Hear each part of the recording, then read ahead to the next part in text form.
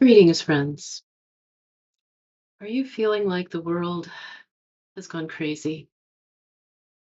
You're feeling really unsettled about what's happening in the world right now? Do you wish there was someone with whom you could just go up and scream and yell and say, "This is horrible," and just let it all out, and then wave a magic wand and everything might change? I totally get it. I really understand. I've been on this planet for 67 years, and I want to say that I've never seen anything quite like this. But on the other hand, maybe I have. I think a lot of what we're seeing going on today was just hidden under the covers, as it were, long ago, and is coming out. Now, I know a lot of people are going, why is this happening? What can we do about it? And I see some really great stuff going on social media. On Instagram and Substack, I've seen and listened to some men really doing a great job of taking on the political problems that are going on in the world, the economic problems, and what we can do about those things, taking on the oligarchs, discussing the Epstein files, taking on what's going on with the Trump administration, taking on, global situations with compassion and care. And I love that these guys are doing that, these gentlemen. And I've seen a lot of women doing wonderful posts, taking on patriarchy and what it's been doing for thousands of years in terms of controlling our societies, our religions, our philosophies, our cultures, our politics. And I've seen a lot of women taking on the expression of matriarchy and renewing the sacred feminine and talking about that and what matriarchy is like in contrast to what patriarchy is like, and talking about what matriarchy has been historically and what it can be today. There's a real movement of the spirit for all of us to shift and grow and change what's going on. The question is, what is the real root of what's going on? Because even though we look at the political roots, the economic roots, the cultural roots, patriarchy, matriarchy, those two are definitely involved. But what's the deepest, deepest root of what's going on with humanity? I mean, if you think about what humanity's doing around the world, we're destroying life on massive scales. We're lacking compassion. We're doing wars. We're doing engaging in climate change, destroying environments, lacking compassion. Not all of us, clearly, but we see many signs of people lacking compassion for others around the world, perhaps especially here in the USA right now, in surprising ways for many of us Americans. Why is this happening? Where did we go wrong? Isn't humanity supposed to be, like the smartest species on the planet? Well, we could discuss that maybe sometime. But what I've seen is a real lack of wisdom. And how did that come about? That lack of wisdom is not the root. I'd like to say, if only humanity longed for wisdom as much as we long for AI, we'd be in a much better place. We're not in a place that looks life sustaining for humanity, for other species, for the long run. And that concerns me. It concerns so many of us. So I'd like to get to the root of the problem. The root of the problem is the psycho-spiritual split between masculine and feminine that happened long ago. Two women depth psychologists, Anne Baring and Jules Cashford, wrote about this in their book, The Myth of the Goddess, Evolution of an Image. Now, even though that book says myth, it's a very scholarly, rigorously scholarly academic book. And I really cherish that book because it shows what happened in the human psyche was the split between masculine and feminine. And they say that the feminine was shunned and forced into the unconscious psyche of humanity. So the split in the human psyche, and the word psyche is kind of like the combination of mind and spirit and soul, if you want to put all three together, or however you want to conceive of it. But I do believe it's important to bring psyche as not only mind, but also our spiritual selves. And that split in the human psyche gave rise to the patriarchal domination. It's not the patriarchal domination that came first. It's the split in the human psyche to where the sacred feminine got relegated to the unconscious psyche of humanity. And again, Anne Baring and Jules Cashford named that on page 40 of The Myth of the Goddess. So what do we do about that? Well, the good news is that the sacred spirit that I trust in this universe, in which we are all one, is bringing all these elements through all of these gentlemen who are looking at the political and economics and seem to, seeking to bring in compassion and empathy and shift them that way.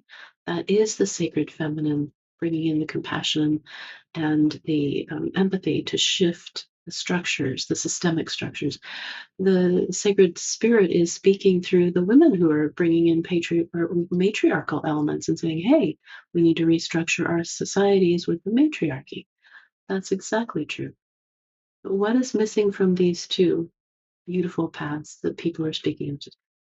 What is missing is a spiritual path that is needed for today. And what the universe has shared with me is a spiritual path called Akashic awakening. Now, when I use the word Akashic, I'm not just speaking about the Akashic records. That's great. We could talk about those too. But the Akasha is, in Sanskrit, space, ether, sky. It is really a sense of the etheric womb of nature.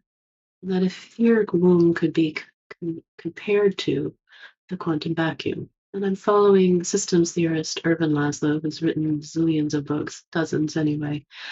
I quoted his works in my dissertation. The Akashic womb of the universe interfaces with the quantum vacuum, and in that, all beings come into existence. So, what do we do about this? Well, the Akashic womb is a restoration of the sacred feminine. We also have the sense of the cosmic mind, universal consciousness, Brahman, whatever you want to call it. And under patriarchal religions and philosophies, the only focus has been on the patriarchal side of these things, the patriarchal view of reality. What I'd like to share is that we've been looking at the world through a patriarchal lens, patriarchal mind, patriarchal half or masculine half of the sacred spirit, not also the feminine. But that's really the root solution of all of this? Inside every human being in our Kundalini system, if you've seen the image of a caduceus, which in the West is the medical symbol, that rod in the center with the two snakes going up and then the little wings, and then usually a little round bit at the top of the bowl, that caduceus is actually the symbol of the chakra system of the body and the Kundalini going up the central Sushumna channel, and the snakes are the two Ida and Pingala nadis. Well, guess what? One of those snakes is feminine and one of those snakes is masculine. Did you know that? And so the subtle energies of our consciousness in our bodies is in the Kundalini energy, which again is feminine, the goddess energy. And that comes up from the root or base of our spine up into our crown chakra eventually. It's there in bits. We energize that more and more. And that is called Akashic awakening.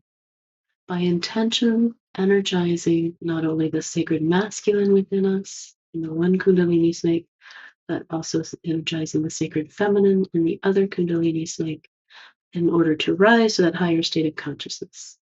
But under patriarchal religions, that was the goal, rise, the mingle, to rise to that state of consciousness. And in some of those patriarchal religions and philosophies, the world was just illusion. Well, what's the problem with that? What goes wrong when we think the world is just illusion? It becomes the case that it doesn't matter what happens on this level. It doesn't matter. And in a way, then, our behavior becomes part of the shadow because it's part of the illusion. But if we think everything's illusion, then we can't see our own shadow. I've been thinking about this because a particular spiritual guru was named in the Epstein files. And so I thought, well, what do we do about this? If we can't see our own shadow, we can't heal, we can't grow, we can't become the presence that is needed to heal the world today. Instead of seeking power, fame, status, prestige, money, wealth, all of that stuff, what is the spiritual path that is needed for today? That's what got me started here. What is the spiritual path that is needed for today? And so, what I'm sharing with you is Akashic Awakening as part of the Akashic Awakening Academy, which right now is just online on Substack. But I welcome you to join me on this journey of Akashic Awakening to learn how this is a unifying of the sacred feminine and the sacred masculine so that we not only attain that higher consciousness, but so that we also embody that higher consciousness in ourselves and into the world, integrating not only the sacred masculine strengths like, hey, I'm going to figure this out with my intellect, but also the sacred feminine with bringing in intuition and seeing the world through the eyes of intuition, equally with seeing the world through the eyes of intellect. And also bringing in not only the masculine courage of the heart, but also the sacred feminine compassion of the heart. And empathy is the center of it all.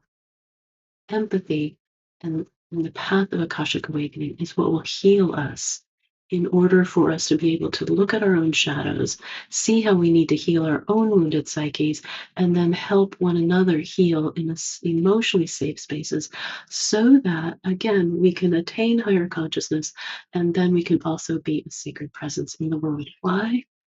Because the world is wounded. The world needs healing. The world needs a healing presence, not just individually, but cooperatively and collaboratively. And that is also what Akashic Awakening is about. So today, I hope you'll join me in this process of Akashic Awakening. And please follow me on Substack at Akashic Awakening Academy and on Instagram, again, at Akashic Awakening Academy, so that we can begin this journey together to heal ourselves, to heal the world, and to work towards, yes, that inner peace that can lead to global peace. May it be so. Thank you. Namaste.